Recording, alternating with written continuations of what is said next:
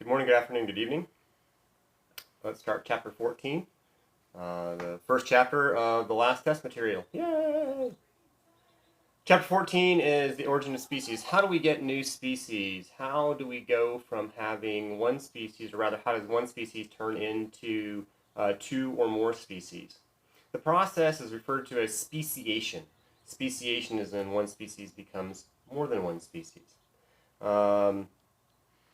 The way this happens is through microevolution. Microevolution is small changes in the gene pool. We allow those small changes to build up over many generations, over many years, and then after several tens of thousands of years, we get new species. To understand this process called speciation, we kind of need to know a little bit about the Earth itself. How old is the planet? The Earth is about 4.5 billion years old. About 1 billion years into the life of the Earth is when life first showed up. So life has been on the planet for about 3.5 billion years. About 3.5 billion years ago, there was some ancestral first critter, first thing that would be considered a living cell, probably something similar to a bacterium. That thing was able to self-replicate, and after it did self-replicate for many, many generations, it branched out into new environments, and eventually that one population became more than one organism, became more than one species. That one species split into more than one species, those species split into more than one species, and again and again and again and again.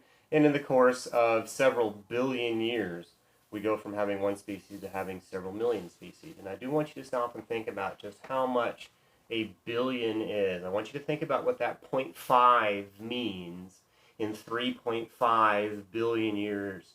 How much is 0.5 billion years? 0.5 billion years is 500 million. 3.5 billion years is 3,500,000,000 years. If something would only happen once every million years, it would have happened 500 times in that 0.5 billion. Please understand just how long we're really talking about. 1 million years. The 0.5 is 500 of those. So give it 3.5 billion years, and you can see we've got enough time to go from one species to several million species. What is a species? What makes humans a species and chimpanzees a different species? What makes dogs a species and foxes a different species? You feel like you kind of know what that means. You feel like you have an understanding of exactly what species means. But when we drill down deep into the topic, it actually becomes a little bit cloudy. It actually isn't quite as easy to explain as it seems. We'll start with the one that I prefer. My favorite definition of what makes a species is called the biological species concept. And the biological species concept says that a species is a group of organisms that have the potential to interbreed and to create healthy, fertile offspring. That sounds like it makes a lot of sense, and it sounds like, well, that should be perfect. I mean, that should work for everything, right? Because everything comes together, all animals come together and have sex together and then make babies, and if they're able to make healthy babies, then it's a species, and if they're not, then they can't be a species. But it's not nearly as easy, as clear-cut as that, because as we talked about a long time ago, life doesn't care. Life doesn't care what we as humans want to, or how we want to categorize living things. Life doesn't care about our need to put things into little niches and to put them in little pigeonholes and to put labels on things. If it works, life does it. This concept, this idea of the biological species concept, works good for animals. It works pretty good for animals. It's not perfect for animals. It works pretty good for animals.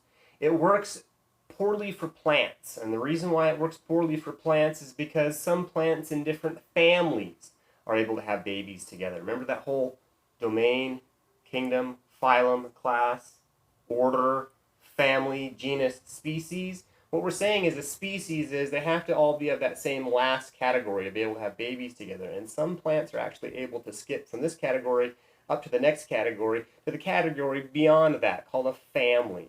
It would be the same thing as if humans were able to have babies with, monkeys. All right, we can't because we're not the same species, and we're saying that some plants are able to do that. The biological species concept doesn't work at all for bacteria. Why doesn't it work for bacteria? Maybe because they don't have sex. Maybe because they reproduce by just splitting in half, not by exchanging DNA.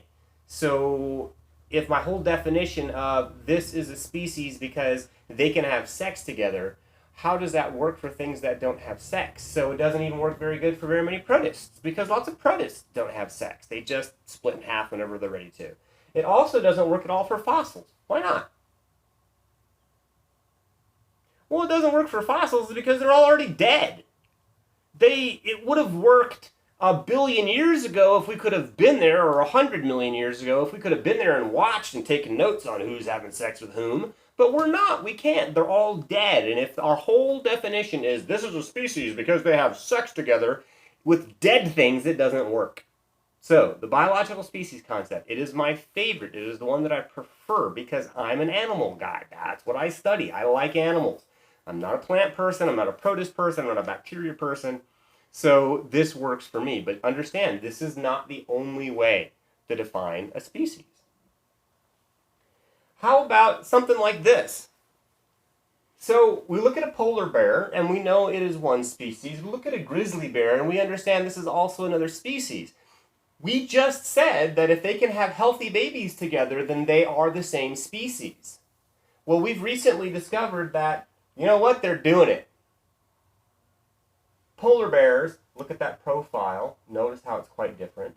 Grizzly bear, look at this profile. Notice how the animal's head shape is actually considerably different from the two. Now look at that thing. And notice how it kind of looks like a bit of a mixture between the polar bear and the grizzly bear. If these things are having healthy, fertile offspring, it means, by the biological species concept, that they are the same species. Roller bears are actually becoming a lot more common. We're finding them a lot more, and for a couple of reasons. The most important reason is this thing called global warming.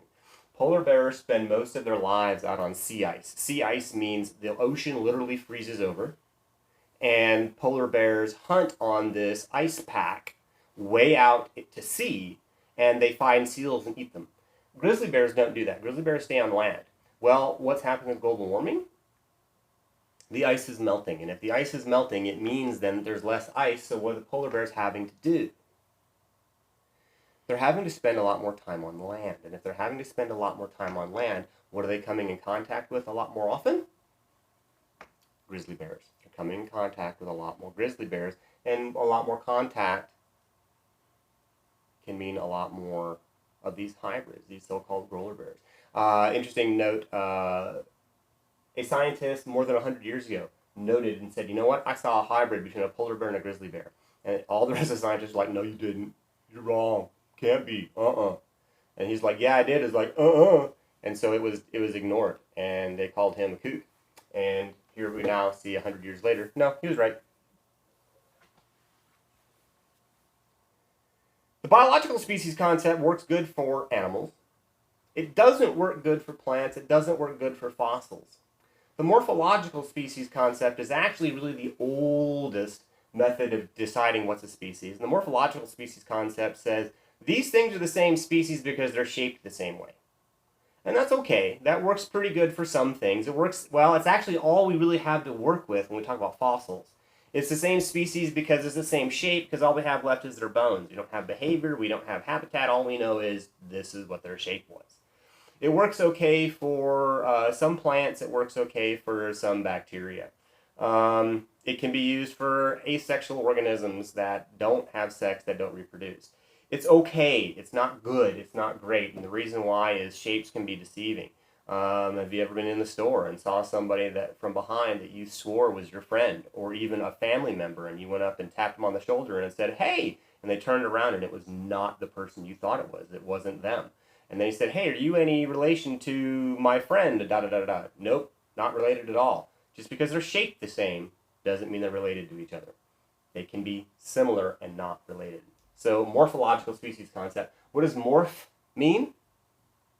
No, it doesn't mean shit. It doesn't mean change. What it means is shape. Morph means shape. So morphological ology means study of. So it's the study of shape. This is the concept that classifies things based on their shapes. It's a very old method because, well, that's what they had years ago. Is they had shapes to work off of.